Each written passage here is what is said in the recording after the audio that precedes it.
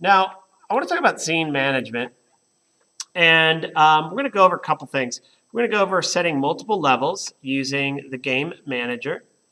We'll talk about build settings and a couple other things. So the first thing I want to show you is that this particular scene has all the pieces in place. Now, I've tried to create other scenes dragging the prefabs out, and that was a real pain in the butt. So I'm going to do two things. One, I'm going to create one more prefab because I think it would be fun to have a prefab of a platform that already has some spikes on it. So let me just do that real quick. So I'm going to click this platform. I'm going to drag another spike out of my prefab, and I'll line it up. And there's the spike object. Drag it over, let it go. Double click, there's the spike, click on move, drag it up just a skosh right there. Looks good to me. Zoom out. I'm gonna, let's see which platform that was. That was platform 2. So I'm actually gonna drag it up to the spike. Take the spike and drag it so it's right there on the platform. So now it's a part of the platform. And I'm just gonna right click on this spike and I'm gonna duplicate it. And then I'm gonna move it to the left. I should have done it the other way. Control Z. Click on that handle, and I'm moving it directly to the left. And so we have a spiky platform, so let's rename it to spiked platform. Click it. Now, drag that into your prefabs, and now you have spiked platform. All right, so now you have other objects you can do. So what we're going to do now is we're going to simplify creating more scenes. Okay, and the way we're going to do this is we're going to save this scene as like a base scene, and we're just going to have just one of each of the main components. And there's different ways you can do it. You can have 2 or 3 or 4 or whatever. Okay, I'm going to save my changes. And then what I'm going to do is I'm going to right click on here. I'm going to do save scene as. I'm going to call this in scenes base scene. Base scene. And now this is going to be the base scene, the basis for all other scenes. I'm going to start deleting a couple of these objects. Like I said, we only need kind of one of each. We are going to keep this platform here and the spike. I'll go ahead and delete that one. And double click, make sure we have finish. And the beauty of this is we have a skybox already set. We have the enemy object. We have moving platform. We got everything that we've worked on. All of our settings are still in place. Player, for example, still has the game manager and all the tags filled out and all the settings and sort of a one of each object. And now what we can do is we can save this scene. And then from here on out, we can use this scene as our base scene for the game. So you can create other scenes and work off of it. You don't have to go in and add all these pieces. You can move things around and you can adjust, but at least now you got this in place. Okay, base scene, value, hopefully you see it. What we're going to do next is let's talk about creating multiple scenes and how this whole game manager thing plays out. And you'll see I have a couple items here. So I want to focus on how we're going to do this.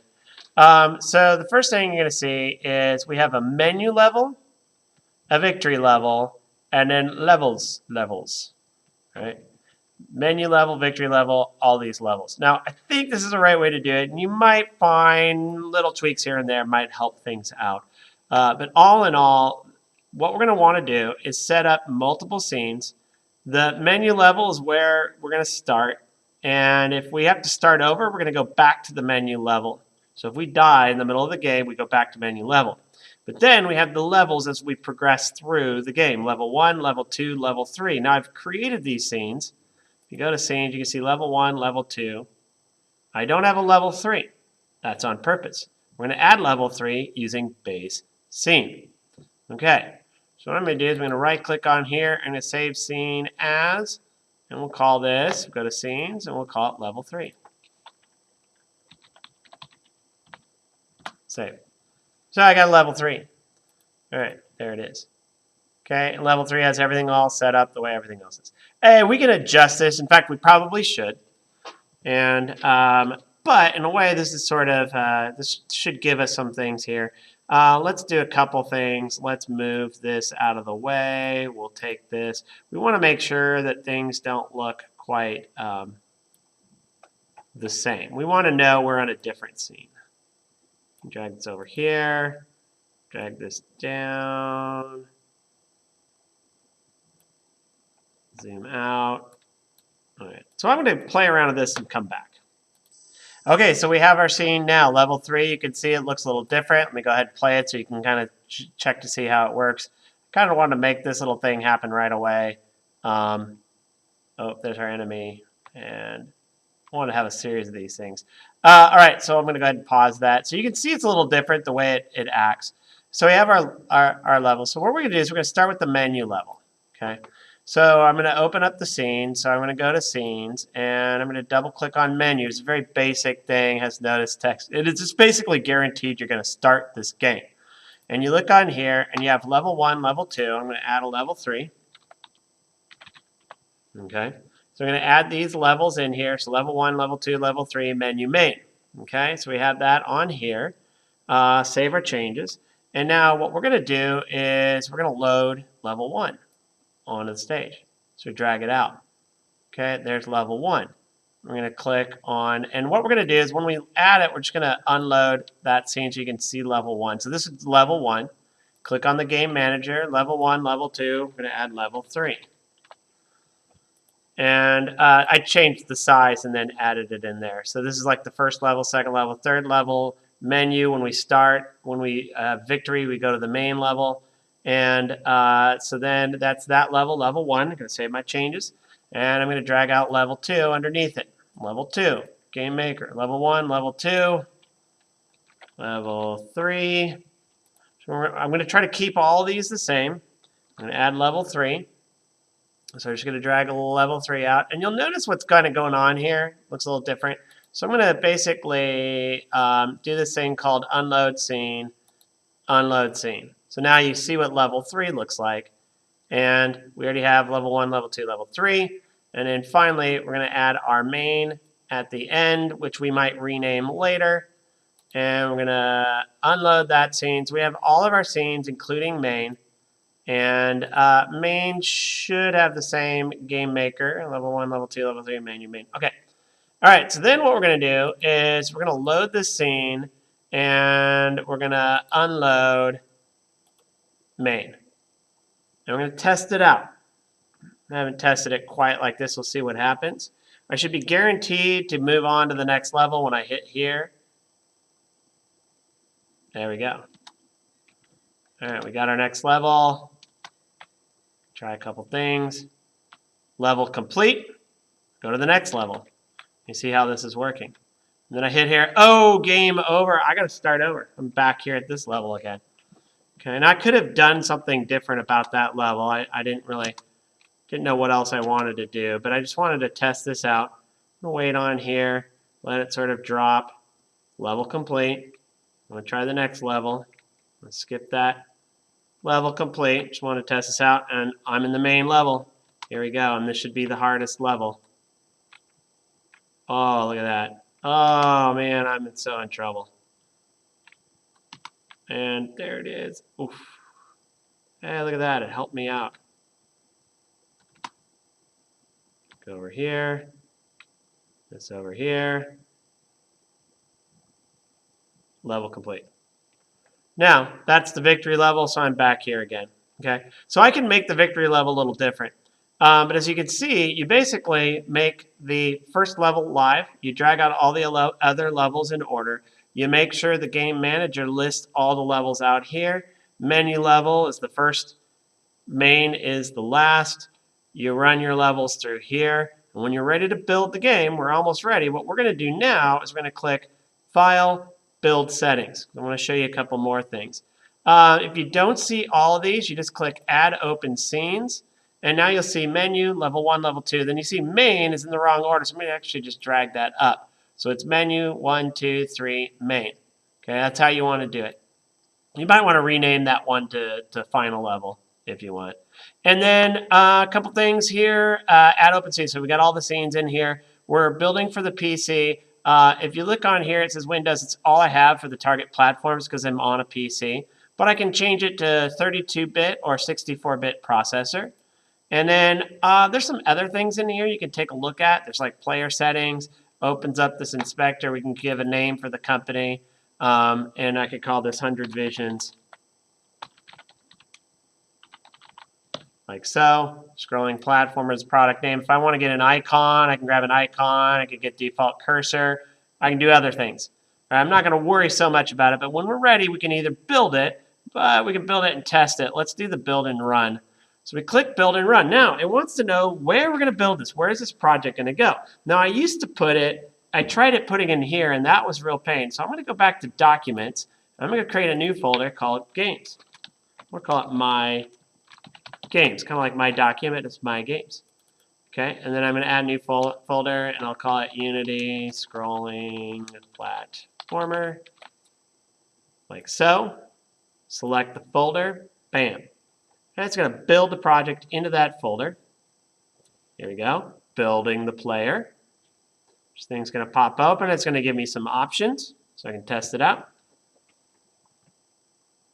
sometime today. I'll pause it while it's busy loading.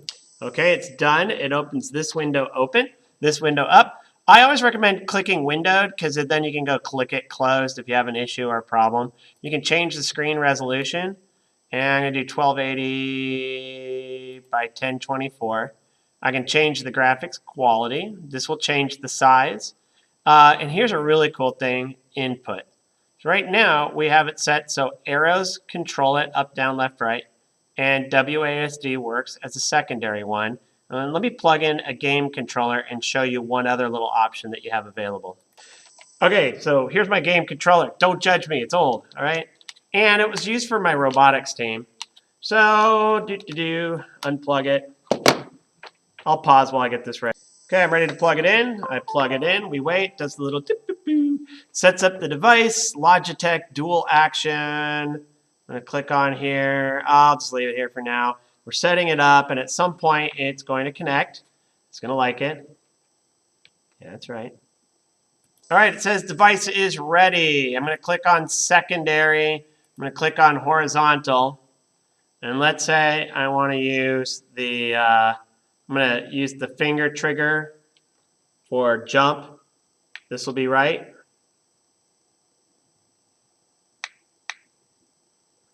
Let me see. I think I have to just double click what the input is. Double click an entry to change it. Okay, horizontal left. So I press left.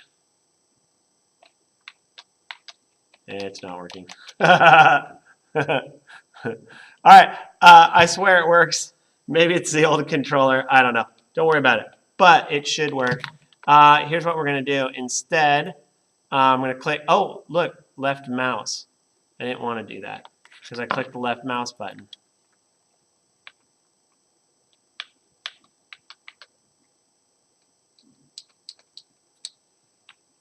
Left arrow. Okay, fine. We're going to go ahead and click play. There's our window. Menu level. Ready, set, go. There we go. There it is.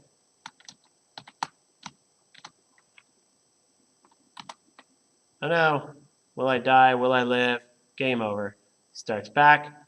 There we go. You get the idea. And there you have it. Now, I'm going to go ahead and close this window. Apparently it's crashing. And I want to go over to Documents. I want to go to My Games and Unity Scrolling Platformer. There it is, Executable. And a crash handler. Don't already need it. Then we have the Scrolling Platformer P7 data and all the other things you need. When you're ready to play, just double click. Let's see if I can get that input working again. Double click. Double click. No, it's the controller. Okay, whatever. Right arrow. I'm good. Play. You get the idea. Okay, so everything's going to work. I hope you enjoyed this tutorial. And a couple little tips as you're building your games. Start easy. Don't let the player get frustrated on the first level. Help the levels teach how to play the game. So maybe don't introduce all the spike objects at first. Maybe have one where you're moving platform to platform. It's going in a certain direction.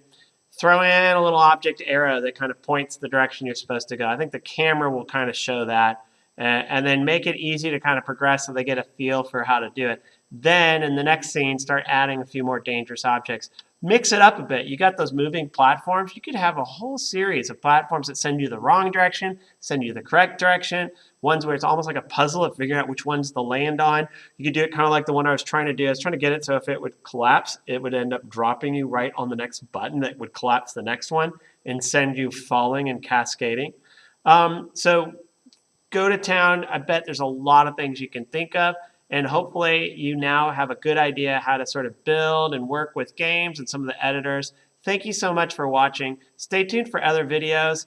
I started one a long time ago. It was a 2D game platformer with more characters and animations. I might pick that one up again sometime. I definitely, for my programming students, we're going to be looking at doing a new Android app video series. I'm also working on Game Maker language. You can see some of my others on my channel. Again, thank you so much for watching, and take care. Thanks.